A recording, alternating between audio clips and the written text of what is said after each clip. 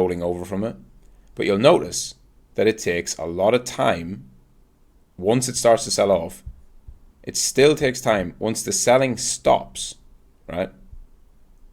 It has to then build an actual base before going higher. So it has to first stop going down, then go sideways to some degree, and then slowly start to build itself back up. It's very rare that anything would just go V reverse in these type of moves. We already had that here, but that's when you're in an early rally, first dip, buy the dip, boom. This is much more likely to be a distribution above. And so it's going to have to fully distribute before a reaccumulation can occur. And that leads me to many of these alts. I come to the conclusion that this bull market is going to go into 2025 easily, or it's all over. There really are two options. Because with the way altcoins are setting up, they look like they need another 3 to 6 months to actually form proper bases to go higher. Like, just look at the end of this January rally, February until October. It's 8 months, right? 8 months was required for a distribution and reaccumulation. This is March. 8 months would be November. It's not going to be 8 months in my opinion, although there's no reason why it couldn't be. It's just going to take time, right? And that's how that would look if it rallied again in November. And that could be with near never going lower, but just having these painful time-based capitulation grinds, and then it takes off. And that's the most painful for sure, because holders don't get rewarded because they have to watch their investments go sideways. Traders don't get rewarded because volatility dies, right? You're getting these lower and lower and lower. And so it's the real transferring of coins from impatient to patient. So be prepared for that. That's really your max pain scenario, right? That's like having to live through this fucking grind from June until October. And there's no guarantee that, I mean, we've had our volatility. We've had amazing conditions for several months. It can all just disappear. That's not meant to be. Also, by the way, so number one, that's not guaranteed to happen. So you need to keep proceeding as if opportunity is right around the corner, because it is. Because guess what? At some point soon, after such a decline here near, we'll do just what it did over there. So near will probably set sideways, reverse, boom, rally. Now, you want to be trying to get long on the reversal here if it shows for your systems. I think the rally will probably just be a bounce into the highs and then lead to more chop. But you should treat that as if, what if it is actually the big breakout? What if it is actually the bottom? Because a long is a long. So it's not to say there's no opportunity. If I go back and show you the amount of opportunity that there was over here, right? There's still opportunity to get long on these rallies. There's still opportunity to get long after the capitulation. It just happens to be that this move and that move were just part of a decline. And you end up closing at a profit or break even or whatever. But you should have your eyes fixed on it, because then when the very next one came that was a rally, it didn't stop there. It went all the way. And this setup was not so different to that setup or that setup. In real time, right, when you're living through it, you treat them all the same. Is it a bottom?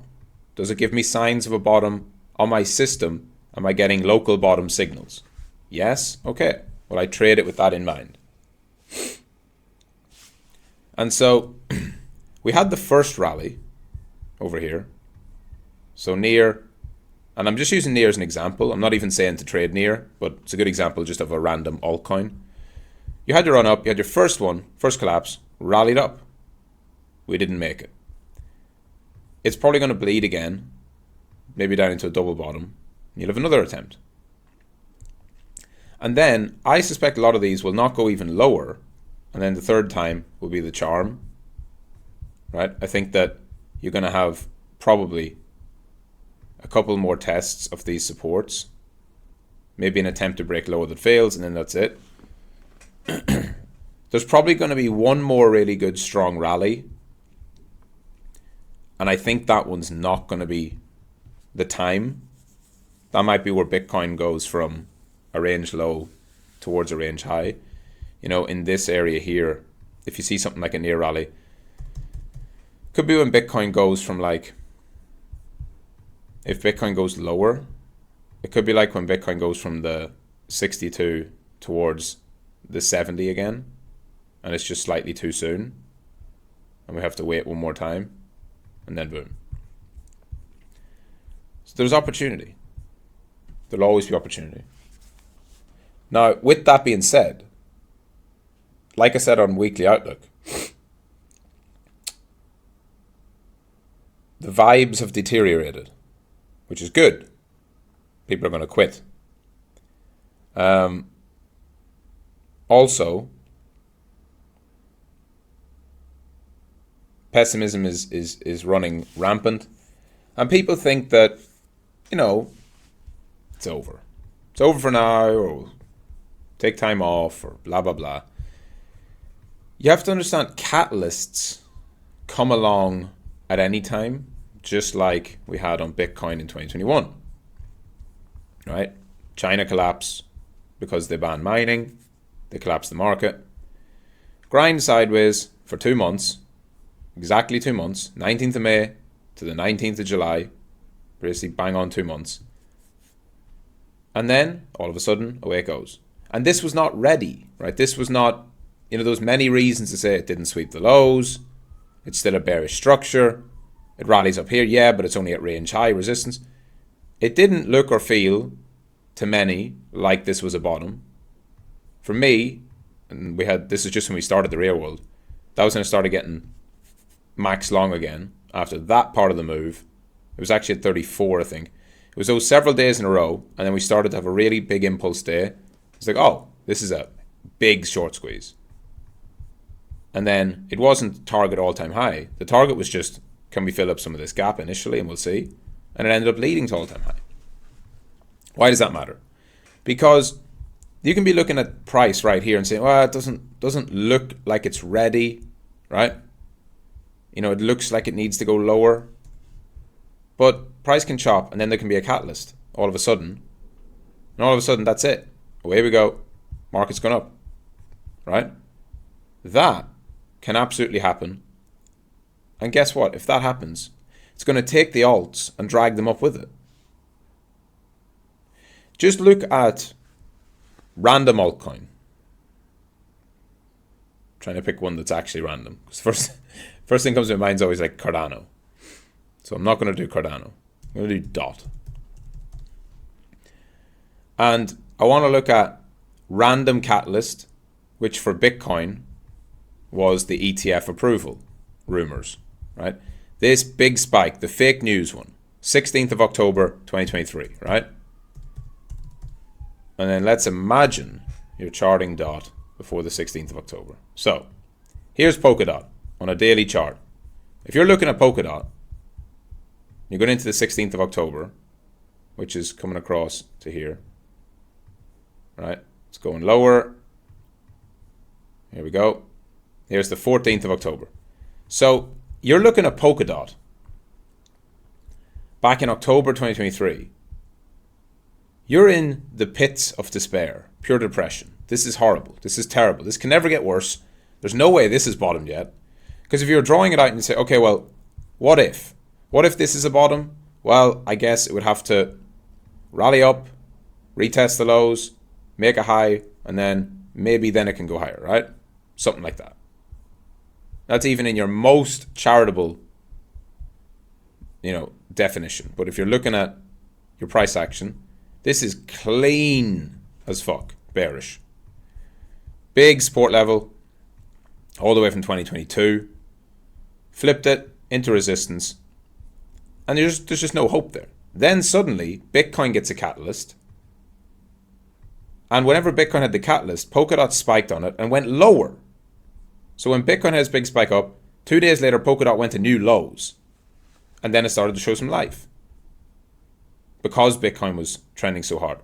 But Polkadot initially only ran into resistance. And then the squeeze commenced. And all of a sudden, where in your wildest dreams, back over here, you wouldn't have expected Polkadot within 3 weeks to go from 370 to 580. Like this is a proper shitcoin. Like Polkadot's dog shit, as you can see with what happened after. But the market, Bitcoin, the big catalyst, came along, and the chart just looked like the chart looked. So when you look at like Say or Near or those coins you're looking at now, doesn't matter how bad they look. As soon as Bitcoin kicks back into gear, they're going to start moving. But what they do then is they leave behind a lot of inefficiency. So after Polkadot had its run, all the way up, it's now coming back, and it's in this kind of bleeding, drifting again as we go into April, and now we're into May, going into June, and it's coming back down through this price action. There we go. That was a pretty good drawing it did. It must have been on an altcoin request stream. Pushes to the highs, takes the highs, rejects them down to the lows, bleeds lower. Probably looking back at that 420, 422 level, unless Bitcoin can drag it out. So have your plans, just like with DOT over here. If I was looking at DOT over there, I would have said it's going to drift lower unless there's like a big capitulation or a double bottom or a reclaim of this $4.20. Have all those plans, and then understand that Bitcoin might come along, or even Ethereum, might come along and completely change the plans with a big catalyst. All right? So, currently, I look at this in a drift lower for several more months, or a shift of character brought on by BTC or brought on by ETH. And that same goes for most altcoins. And that's it. Daily levels done. GM. See you all later. 2 streams today. Ask Michael, 4 p.m. UTC.